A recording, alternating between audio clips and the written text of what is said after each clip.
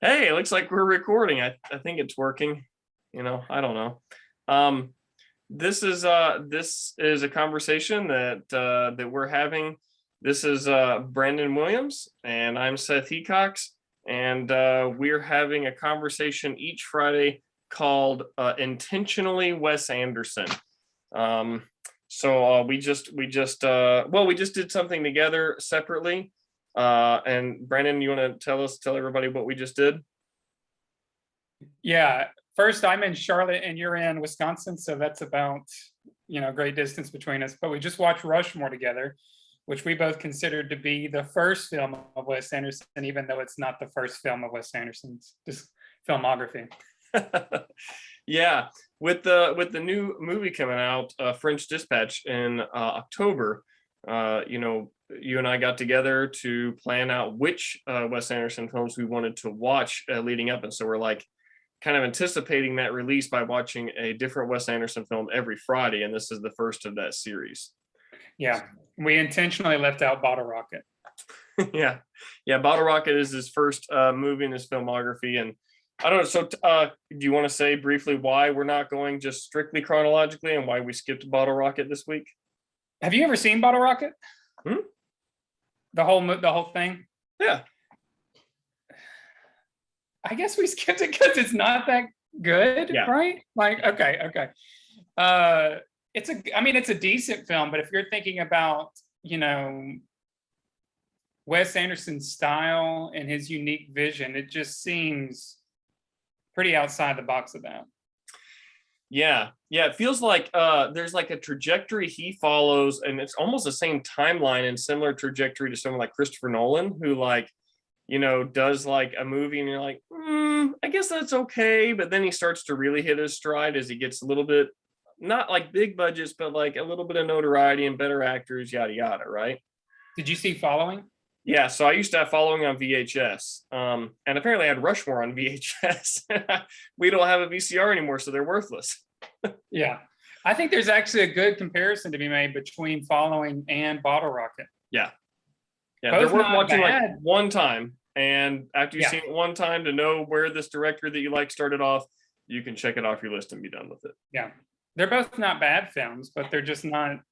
I wouldn't think they're worth a second viewing. Yeah. I agree. So we're starting here with the second Wes Anderson film, and if we stick with that analogy for a second with Christopher Nolan, would you put Rushmore on the level of a movie like Memento? Oh God, Memento's really good, man. That's like so creative. But I also think there's kind of like a if you think about Rushmore in comparison to Bottle Rocket, you can see a little bit there as far as style, but Rushmore is so far ahead in what it sets up. And so there are certain things as far as editing, type of music, the slow motion stuff. I don't know if there's a slow motion in Bottle Rocket, but I'm sure there's not the music, because they may have not been able to pay for the music to be in that film. I'm not sure though. Yeah, I don't know. I was actually jotted down a couple notes. I hope you did the same thing. I had literal lined paper, and that's great. And you had an actual number 2 pencil that you'd sharpened? No, I did my trusty what's the pen? I can't find that. Go ahead. Okay. Well, I'm glad we did though. Normally I would, like in the rest of life, I would type stuff into my phone, but I thought for Wes Anderson, I should actually commit to like doing this by hand. And one of the things I kept doing, actually, the first note on here is intro music, and I made a couple other notes throughout. I was like, man, it's almost like Baroque style, like busyness, but it's like these plinky sounds too, like whether it's chimes or harpsichord or whatever. But I was trying to. So my wife watched it a little bit with me, and I was trying to say like it's like Baroque music, but it's like modern, it's like indie rock Baroque music. Does that make sense? I want you to see, can you somewhere here I put, do you see that? Modern Bach. Yeah, modern Bach, there you go. So we're on the same page. That's great. But yeah, Mark Mothersbaugh, right? The guy from Devo, right? Was it? No, wait, hold on. Did Mark Mothersbaugh do the music on Rushmore? I think so. I didn't know, man, that's fascinating because I know that name because I have a movie called I Heart Huckabees. You've seen that, right? Yeah. Yeah. Okay. Really great movie. And I remember Jason Schwartzman is in that too. And Yeah. I remember the music being really quirky and I really liked it. And I looked it up, and this was back in the time of Napster. And so I actually went on Napster and downloaded Mark Mothersbaugh songs after that I saw that movie, and now I see him in all kinds of stuff, but I didn't even notice he did this, so that's kind of fascinating. Yeah. I think he did this, Royal Tenenbaums. I'm not sure if he did Life Aquatic, but he did at least the first 3 or 4, which could be, I mean, he may have done Life Aquatic. I can't remember. We'll see when we get there. Okay. But yeah, just the beginning, right off the bat, you have the curtain and you have that music that gets you into it. There are no credits whatsoever, so you're just fully immersed in it right from the get-go. Yeah. Which is totally, I mean, I don't remember seeing a film like that. I know that Wes Anderson is a cinephile and draws from a lot of different things, but I don't know where he got that idea to have the curtain. And for some reason, the artwork of the Bloom family, which isn't even like, they're not the focus of the story, but it opens with that painting of the Bloom family. And then you have that kind of modern Baroque music. Yeah. Which is such a quirky way to start the film. It is quirky. I mean, that's, kind of the defining Wes Anderson term, right? Yeah. And I love too that like the family artwork isn't like even a good painting. It's like that childish, like, I mean, it's better than I could do, of course, but it's not like professionally good, Yeah. Even though Bloom apparently has $10 million. Yeah. Yeah. Which was an interesting thing for them to mention. Like it, I was thinking during that part of the conversation, that's toward the end of the film when Max, Jason Schwartzman character asked him how much money you have and all that. And everything's so like on the surface and direct. Like no one is like hiding emotions or intrigue. It's like every character says exactly what they're thinking, which is pretty cool. I really like even that. Max's girlfriend, future girlfriend, what's her name? Maggie. Margaret Yang. Margaret Yang, yeah. Even she is just like very direct and saying, "You're a jerk to me." Yeah. By the way, speaking of her, I know we're going in like a kind of a disjointed fashion, but it's kind of interesting. I wrote a note saying, was Margaret Yang the only person of color in a Wes Anderson film that has a major role? There was a Black teenager who was walking alongside when Max was first joined the public school. There was a guy who was kind of a crony, right, to this other dude who was taking notes. And I immediately noticed that because I was thinking, like, you have the prep school, which is all white, and then you have the public school, which is a little more oh yeah, the guy in the uniform with glasses and stuff when he's walking out of the gym at Grover Cleveland High. Is that the guy you're talking about? Maybe. There was also a guy at the end who was saying he's going to blow. He was talking to Oliver, or he was talking to Bloom and saying this guy's going to blow everything up. There was another Black guy. Yeah. So there actually is some diversity. Yeah, for minor characters. I was like, for a second, I was like, when I realized that, I'm kind of conflicted, but at the same time, it's like, well, in art, you kind of have to write what you know. And is it wrong to admit, like, I'm a white dude and I'm nerdy and I get white people things, and that's what I can do intelligently. I don't understand these other sort of cultures, and I don't know how I would incorporate them honestly and truthfully. Yeah, I was thinking for the time it was probably pretty good as far as having diversity or being inclusive.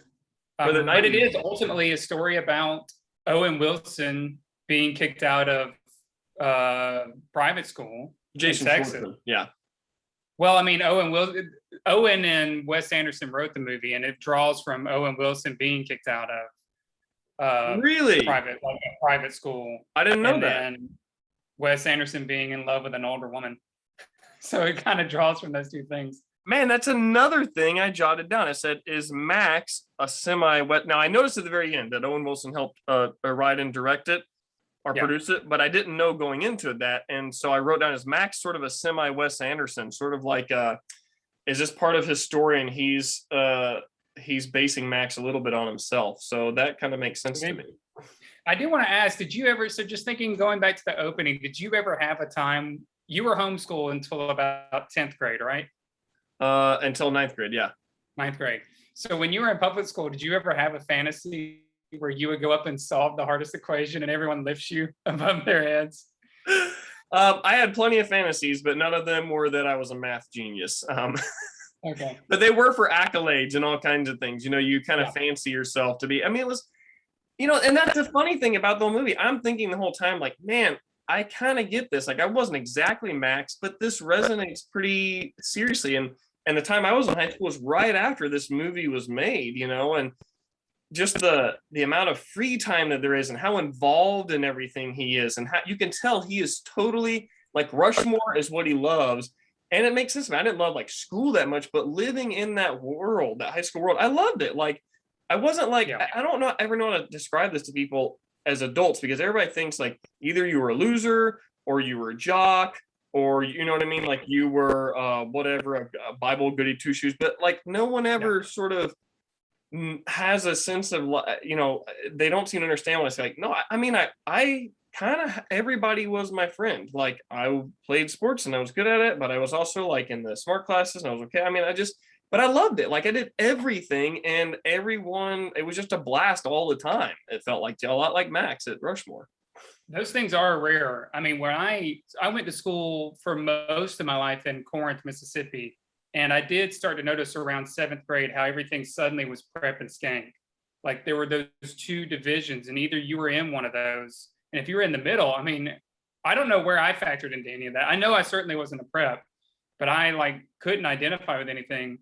And then suddenly I was moved in 10th grade. I moved to Oxford High School, which is where a university is. So there's a lot more shared experience within that.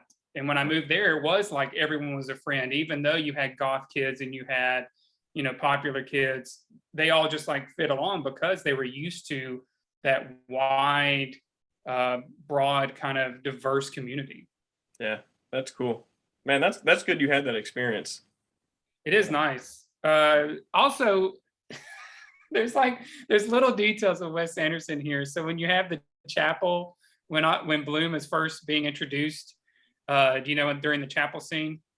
Yeah. And Max is taking notes. If you look at one of his notes, it says "rich kids dash bad?" question mark. Because Bloom is just giving all those people there a hard time about being rich, and Yeah, I just love those little details. yeah. It was funny Did you too. look into that? Like you know, the Herman Bloom is rich. You know, Bill Murray's character. He's rich, but he's like shitting on all the rich kids, which is, I mean, kind of cool. Because he didn't grow up rich. Yeah. Okay. And Max is like, you know. Also, did you notice Bill Cosby's? Or, God, not Bill Cosby. Bill Murray. Bill Cosby.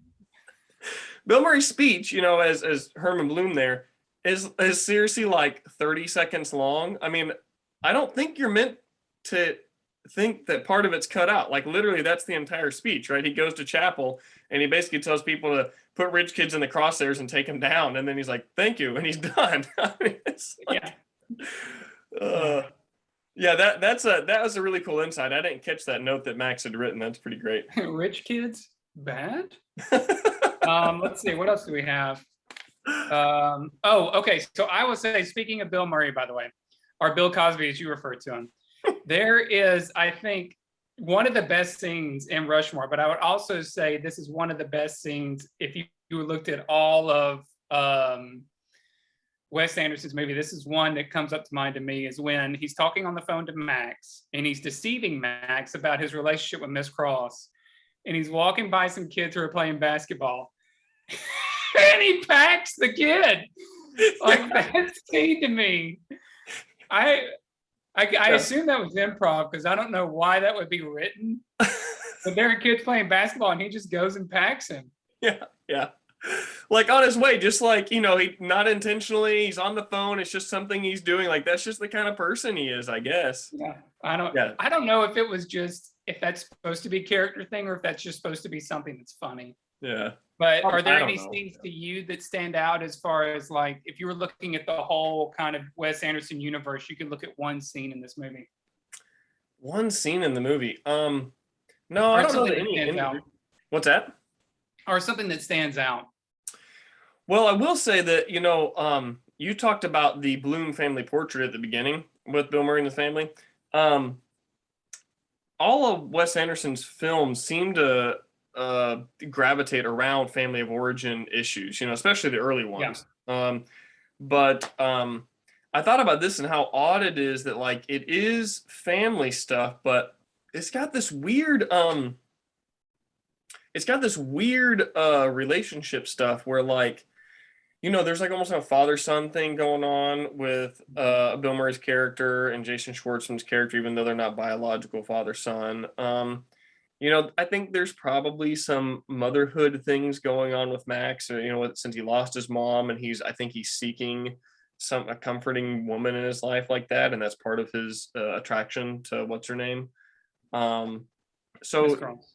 yeah, Miss Cross. Yeah, it's just an interesting sort of exploration of family, and it's like the next at least three movies that Wes Anderson does are literal like family of origin stuff. There are people that were born into a family together, but like this one is almost like the actual blood relatives of each character don't play that big of a role, or either in kind of insignificant, or like in the case of Bill Murray's character, he kind of doesn't like his kids, Yeah. and they annoy him, and he's whatever. So it was a weird situation thinking through those things going through the movie. What I actually wrote down is that it was weird that there was a healthy relationship between the son and the father, which exists between Max and his dad. Yeah. Which is kind of unusual if you think for most Wes Anderson films. So it ends in a healthy relationship, and his dad is a good guy, but it probably didn't start off healthy because Max is ashamed of him, or at least he wants his dad to be like, I think Max wants to appear upper class, so he tells people his dad is a neurosurgeon when his dad's actually a barber. I don't know if that means he's ashamed of him, just that he just doesn't care about his dad. When his dad gets him out of jail, he's like, thanks, dad. And he like walks past him. He's like, can you do it? It's like he's off to the next thing. He doesn't really give his dad any attention or thought, Yeah. I guess I was thinking about the differences between Royal Tenenbaum and Max Fisher's dad, who is supportive, encouraging, present for the times that he is there, and understands whatever Max is going through at any given time. But yeah, Max is very dismissive in the relationship for sure. Yeah. It's a much healthier father figure than even in Life Aquatic with Steve Zissou. He knew about his son Ned and never acknowledged him. There's a lot of reconciliation issues going there, which speaking of this being reflective of Wes Anderson, I wonder how much of this might go into some of his own family of origin issues, or even the Wilsons too, because Owen Wilson, I think he wrote Royal Tenenbaums and this movie with Wes Anderson. Okay. Yeah, Luke Wilson was in it, and he I think he did it. I actually, I like Luke Wilson as an actor, I think, better than Owen Wilson. Oh, really? Yeah. I think he's got a few different movies that I just think Luke Wilson's like perfect in, whereas Owen Wilson Legally feels Blonde? like, what's that? Legally Blonde? No, not Legally Blonde. No, he's in like, man. Well, his character in Royal Tenenbaums is fantastic, and we'll talk about that when we get there. But there was some really serious movie he did too, and I can't even remember what it was called now. That he starred in shortly after that, like early 2000s. He's also in a really funny episode of the X-Files, which X-Files is starting from the beginning. Chelsea and I watched the pilot last night on regular TV, but he plays the Texas sheriff who's got like buck teeth and speaks like a with a really heavy accent and stuff. He's like kind of a dope. But he's the straight man in Old School. Oh yeah, that was also, he was great in there. I mean, just whereas Owen Wilson feels like Vince Vaughn. He's just this generic like bro white dude who's in generic bro white dude movies. I guess that's true, except for Wes Anderson films. That's there's some truth to that. But so speaking of just a little bit of trivia, the movie actually starts out with Wes Anderson talking to the math teacher. I didn't know if you recognized it, but that's his voice. Oh, no, I So didn't. right at the very beginning, the first thing you hear is Wes Anderson's voice. How do you know that? Did you read that or did you recognize his voice? I recognize his voice based on just watching interviews, but I also if you watch in Royal Tenenbaums during the tennis match, and this is something to think about when we watch the film, is Wes Anderson is also is a commentator with someone else who's watching it, but you can hear his voice there too. Okay. And also Eric Anderson, his brother, shows up a few times. Did you see Okay. him at all? No, Or do you I know didn't who even know he he is? had a brother. I don't know anything about Eric Anderson. I think you know too He much. shows up at, I know too much. He shows up at the aquarium ceremony. He's there just kind of in the background. He's also in Moonrise Kingdom, so we'll talk about that when we get there too. Okay. Is this like Mike Judge showing up in his films, you know, in like Idiocracy or Office Space? It's a little less obvious, but yeah. Okay. Okay. Let's see. Oh, okay. So I think Dirk Calloway, by the way, is the unsung hero of the film. Who's that? Wait, who is that? He's the one who plays Dennis Menace, the little kid. He played Dennis in Dennis the Menace movies. Oh, yeah. Okay. He's Okay. the kid who says he sends a letter to Max saying they were giving each other hand jobs Yeah. Yeah. between the male and the female. Yeah. But he also says to Herman Bloom that with friends like you, who needs friends?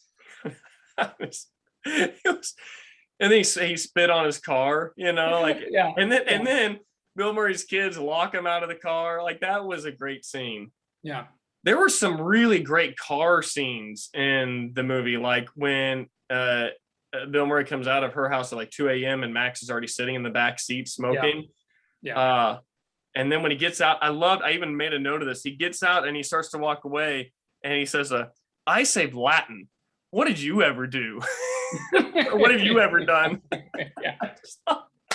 Because that's his world. I just thought that was kind of the fascinating thing of it. It's like, this is Max's world. He's doing all this stuff, and that's what matters. Like to him, Yeah. saving a Latin class at this private school is like a monumental feat that should be celebrated. And the same thing when they're at that dinner after that play at Rushmore. He's like, I made a hit play. I wrote a hit play. And it's just like the whole time you're thinking, dude, what is wrong with you? Like it's a high school play, you know? Yeah. But that's his There's world. also, speaking of Latin, I thought it was funny when Miss Cross was talking about doing her thesis on Latin America. And he tries to say, by the way, did you hear they were canceling Latin? Oh, Central America. Oh, okay. Well, they're canceling Latin. It makes sense though, because if you think about it, a 15-year-old, that's the kind of things I would say as a 15-year-old, not knowing that Latin America meant like Central and South America, you know, and I hear the word Latin and I make that connection in my head, you know, erroneously. And I just Yeah. So within this though, Dirk Calloway's lines about with friends, who needs friends, and giving each other hand jobs, and then Max Fisher, the Latin, there's just really good writing here. Yeah. In the movie, just very age appropriate writing. So yeah, which, you know, so that's another note I made. How does Wes Anderson, now he probably wasn't that far removed, you know, this movie, he probably makes this movie when he's in his, I don't know, his early 30s maybe, so he's maybe only 15 I think it's years. actually even younger than that. Okay, so maybe he's even only 10 years removed from high school. But you know, when people do that and they're not in the midst of that world, and it's such a specific world, and they write it so realistically, I've always thought of like Bill Watterson in that way.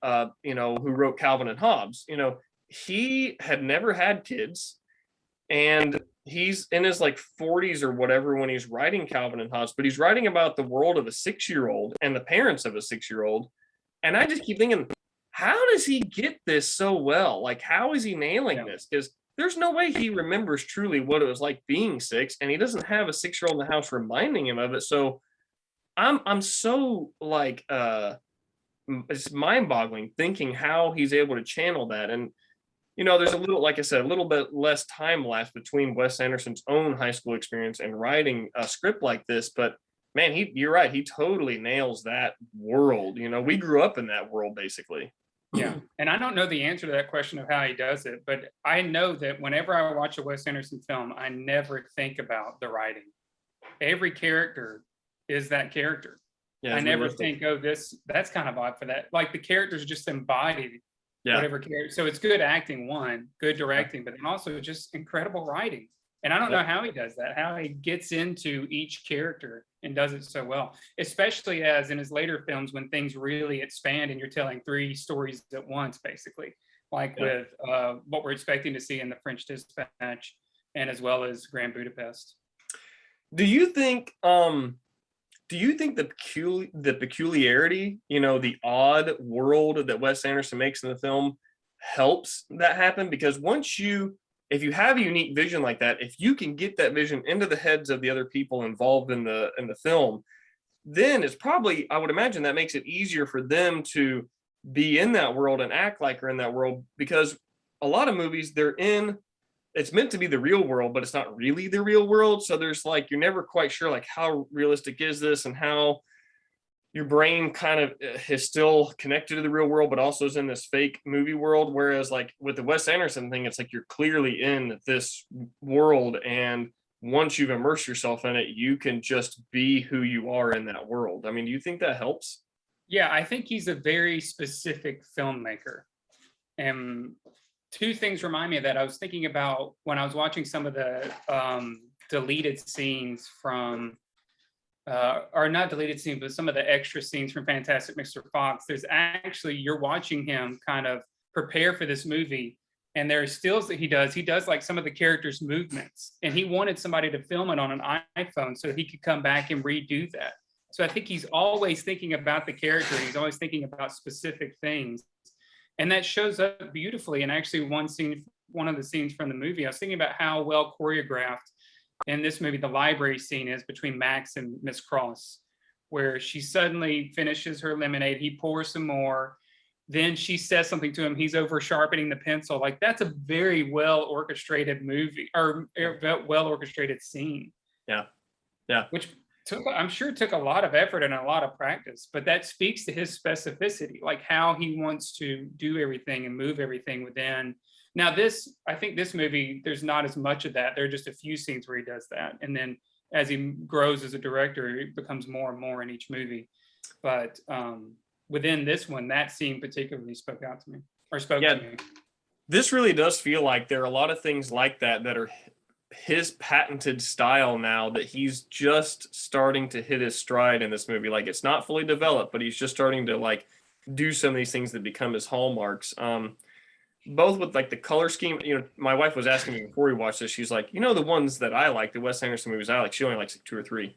And she's like, why, when did he start doing like those color schemes and that kind of those sets, and that kind of stuff? And I was thinking through it. I didn't remember there was that much of this in Rushmore, but then now watching it, I was like, oh, you can clearly see that it's starting to. It wasn't really in Bottle Rocket, but it's evident in its infancy here.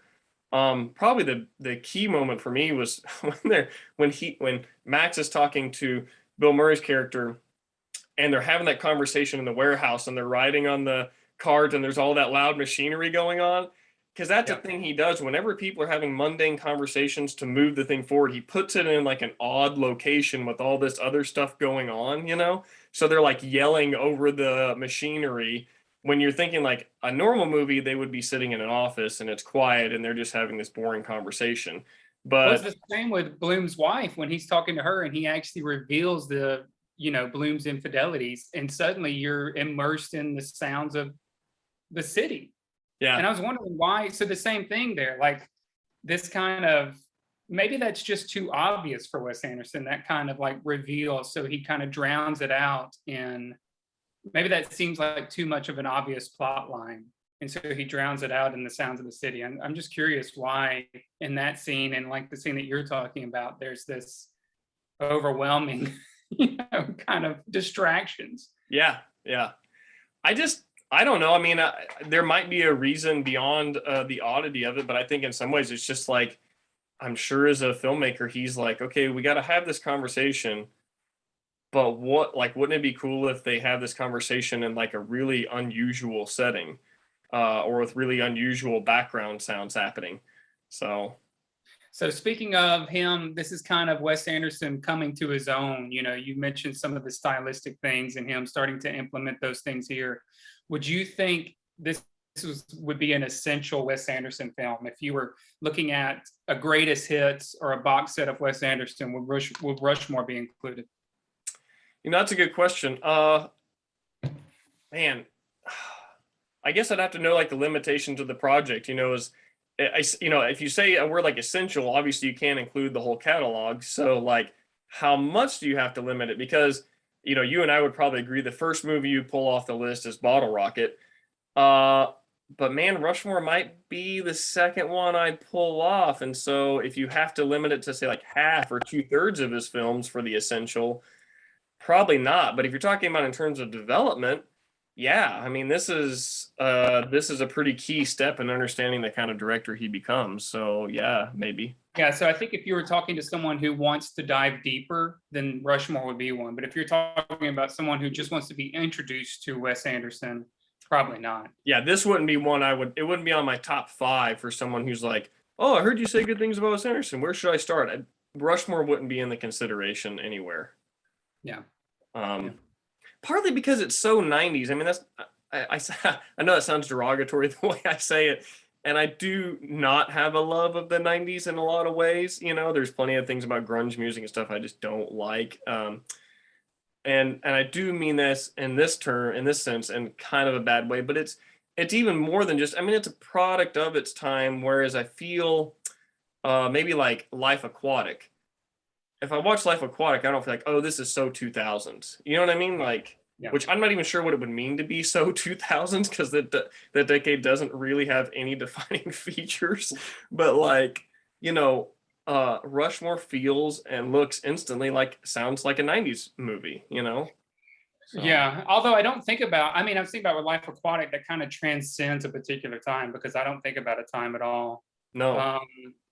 But Rushmore, I guess, if you were just looking at public, because you have to focus on public school, maybe that's where it becomes a little more dated. I wouldn't think about it with the private school, because that's just what kids look like, in uniform all the time. Yeah, I think it's more just like with the haircuts and the color of clothes and you know what I mean? Like I feel like I could tell almost immediately, like, yeah, this is a 90s movie. There's also not a lot of color in this film either. Just the way it was shot kind of looks like a 90s film, maybe. Yeah, that's one thing I just don't mean to like crap on the 90s a ton, but like it's like the 80s are like this vibrant, almost insane, like blaring, hurts your eyes level of neon color. And then the 90s like switch the total opposite directions. Like everything is gray. Everything is now gray and no one's excited about anything. But you also have a lot of, I think that's when the independent films were starting to be made. So you have Richard Linklater and who else? I can't think of any other people who started in that time. But Jim Jarmusch is, he probably didn't start in the 90s, but he's hitting his stride in the 90s, I think. Which Rushmore kind of has those sensibilities, but it's also very specific, as I said before. So it kind of stands above all that. Kind of, I will say Jim Jarmusch, I was thinking the other day, I need to watch Coffee and Cigarettes again. Oh man. It's got Bill Murray and Jack White in it, man. Like, what can you not love about that? But yeah, it's wonderful, but it's black and white, and it's got a lot of those same feels, probably late 90s, like 98, 99 release. But it's I guess it's like the 2000s that he starts to not only Wes Anderson hits his own stride, but he starts to transcend. He does this weird anachronistic thing too, right? He's always doing this, like, the setting of the movie isn't quite for sure after Rushmore. You said that you didn't think of any particular time with Life Aquatic, and it's because like he rarely includes things in the movie that would date the movie, right? You don't see like brand new cars, but you also don't see like cars from a specific era like in the background. You don't, you know what I mean? Like, not until about Moonrise Kingdom. Yeah, so Moonrise Kingdom is supposed to be like the 60s or something, right? I would assume so. I think it even says somewhere there's a storm coming or something like that. I think like 50s to 60s, just based on how the police officer is dressed. Yeah. But like all those other ones, it's like, it feels like it could be now, but it also feels like it could be like the 70s or 80s or something, you know? Yeah. And that's pretty neat. Like that's I don't think that would be easy to accomplish if I were trying to do a movie like that. Yeah. Yeah. So, And again, like we said, this is starting to set up how, and people say this all the time about Wes Anderson films, they're a thing of their own. They're a universe of their own thing. You know what I mean? Like Star Wars. I mean, not, but Star Wars just exists on its own thing out there. And I think Wes Anderson has his own little universe. yeah. So this is starting to set that up. Yeah. What do you already said that Miss Cross is kind of like a motherly figure. What do you think she represents in the movie? Man, that's a good question. I didn't take a whole lot of notes about her. I did notice, so maybe there's some play in there from Max missing his mom who died in this pursuing this relationship. But there is also, it's funny that you mentioned the Wes Anderson connection of him seeking an older girl when he was in high school or whatever, because I wrote down there's a show called Gravity Falls. Are you familiar with that? I've heard of it, but I've never seen it. It's really funny. It's a Disney show. It's animated, but it's like this kind of really neat sort of, it's not just a regular like kids cartoon thing. But there's a boy in there named Dipper Pines who's always after this girl who's like, so he's like 12 and she's like 16 or something like that. And it's a recurring theme in there that like, it's almost exactly like Max and Miss Pines in this movie. So awesome. I do think, yeah, what's that? Miss Cross. Miss Cross. I can't do last names. Bill Cosby and Miss Pines, man, that's fine. So yeah, it's I'm getting all these names mixed up, but I think there's got to be some sense of that being maybe a common experience. I don't know. My wife is older than me, but only by like a few months, so it's not like it's a significant amount of time. Did you have a crush on teachers when you were in high school? No, I don't think I ever did. I never like that Van Halen song, Hot for Teacher. I was just like, oh, okay, I guess some people experience this, not me. Did you? Oh yeah. Okay. But there was none that I could develop there was none that I had a connection with. It was just kind of like, man, she is really pretty. Yeah. Okay, that makes sense. So were you gonna say something? Well, I don't know if that says like, you and I went to college together. I wonder if that says anything about the the situation, the teacher situation at our undergrad years in terms of no, don't think I would have said that about any of our professors. No. So of course, none of them were even remotely close to our age. Like I think pretty much all of our professors were like 30 years older than us or more, right? And I think there were only 2 women professors there. Well, no, 3. I don't want to think about that time, actually. Sorry, I don't mean to bring up bad memories. I just got finished watching Wes Anderson, which I've always said, whenever I'm in a bad mood, Wes Anderson will lift me up. There you go. And then you bring up our undergraduates. Okay, so moving on from Miss Cross, and I think I want to make a connection here, but when you finish this, I remember the first time, speaking of undergraduate, the first time I saw a Wes Anderson movie was with you in over like the, where the juniors usually were, and those apartments over there. Yeah. We were in an individual's room there, and we watched Life Aquatic together. And that's the first Wes Anderson film I had ever seen. And I remember thinking at the end, what was that about? Because that was the first time I'd seen a film that probably wasn't a blockbuster. It didn't have really kind of like a big, good ending or a big kind of whatever. It was just told a story. So thinking about that Rushmore, what do you think Rushmore is about? Yeah, that's a good question. Man, I really appreciate that memory. I didn't recall that, so that's really neat that happened. Yeah. You don't remember whose apartment it was at, or who you watched it with? No, and yeah, there's just so much of it. Yeah, there's so, this is one of the things, probably with Wes Anderson films and my own life, I feel like it's one of those things where there's so much that's happened, whether that's like back in high school days or college days, or even in the last like couple of years, so much has happened. My mind will just be on like what I call screensaver mode. Like I'm not necessarily thinking about anything in particular, and my brain just starts sort of meandering through memories, and some like image will come up or some experience, and I'll be like dumbfounded for like minutes trying to figure out like what is this image from? When did I experience it? Where is this even at? You know, like who was I with? What year or era of my life is this from? Yeah.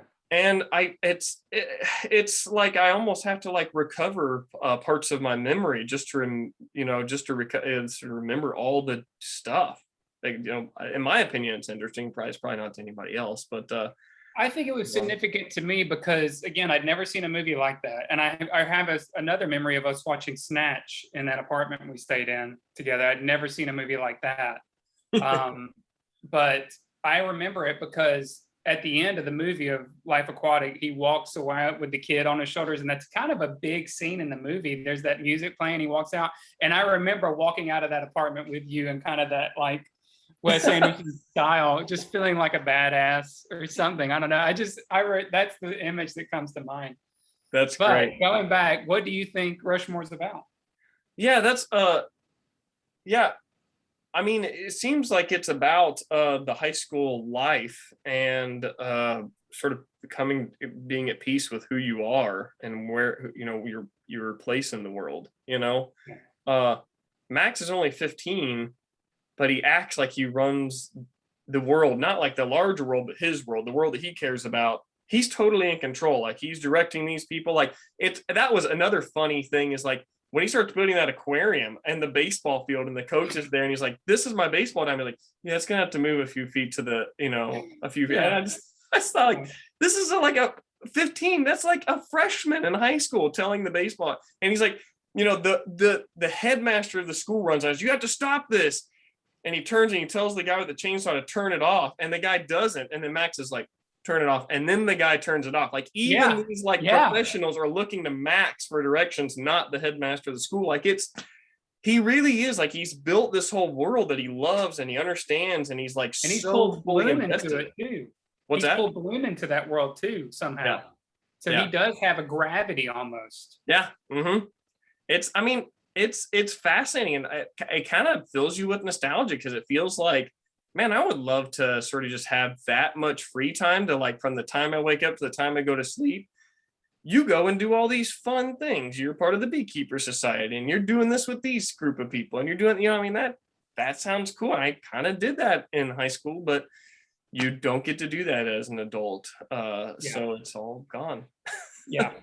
So I was thinking that, obviously, probably I wonder if Wes Anderson wants to kind of document this time of what it's like to fall in love with an older woman, all those feelings that are there. That's maybe some part of it. And then also document a time in high school where you're trying to figure things out. Because like you said, that is a time that you don't get back as you age. You're especially in college, you're with all these people all the time and you're kind of like your own little tribe.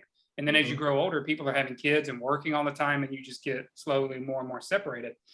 But to me, I was thinking about Bloom says, what's the secret, Max? And Max said, find something you love and do it as long as you can. I'm paraphrasing, obviously. So I wonder if some of this, and he starts saying, well, she's my Rushmore. Max says that, and then Bloom says that. And Bloom says it first, and then Max says, "I know she was mine," or something like that. Yeah. So I wonder if the movie is something. I just think about: is this about passion, having passion for something, and kind of developing that at that time of your life? Henry is obviously, or is it Henry Bloom or Herman?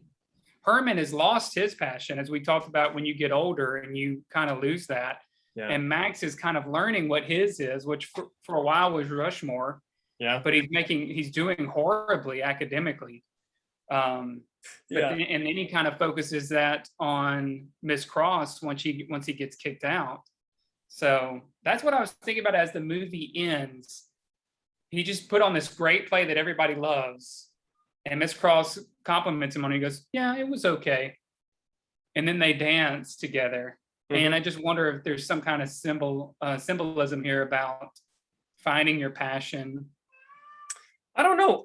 Does it seem? I don't know that he necessarily finds his passion there because it's a play like he's done before, and at least he is developing because he's not so sort of stuck on it. And what a good job he did. But I do think he is finding his place where he can't be part of Rushmore anymore, which was his world, and he lost out on the girl that he liked, and that fell through. But he is sort of coming to terms with himself, maybe, and making peace with himself.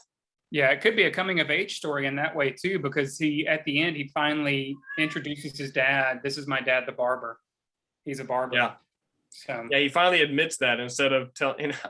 That was funny when his dad's, someone tells his dad, like, I thought you were a neurosurgeon. He goes, yeah, a lot of people make that mistake, and yeah.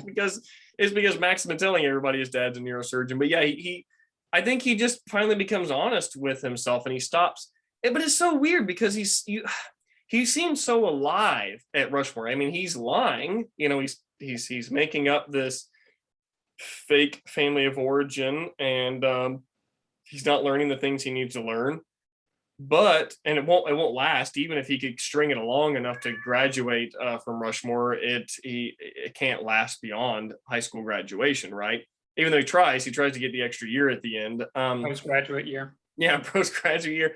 But he I don't know what to think about that, because like you said, Herman asked him what's the secret. Like, it seems to everybody else like he is totally like alive and thriving in that environment, and it doesn't seem fake to me. But it just doesn't, I guess it's not sustainable. But he's not really thriving. Like, he's a part of all these clubs.